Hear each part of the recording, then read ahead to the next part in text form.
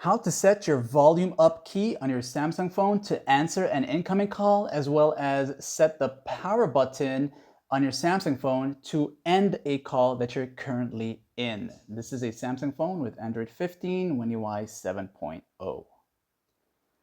Assuming you're using the default dialer app, you'll go into the dialer app, and once here, either in the recents view mode, you'll see the three dots here, or in the keypad view here, you will see the dots up here at the top right. Once you tap on that, you'll see these settings, and you'll go to the settings option.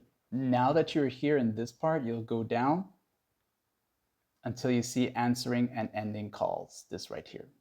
As you enter into this part here, you will see to the bottom section, press volume up to answer an incoming call. So if you have an incoming call and you can't touch your screen at the moment, or for some reason it's just not responding, you can press on the volume up button here that'll answer your call.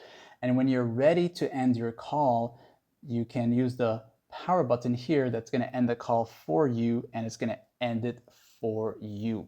Now, just one extra thing in this video here, we have this new feature or a setting that's been around for a while, which in some Samsung phones are now showing up here for us. So it is known as the gesture to answer calls. Usually, when you have an incoming call, you would have to swipe up on the talk button on the screen here, but you can now choose to either swipe or a single tap to answer it by switching to tap if you so choose that. And of course, if this guide helped you in any way, like and sub.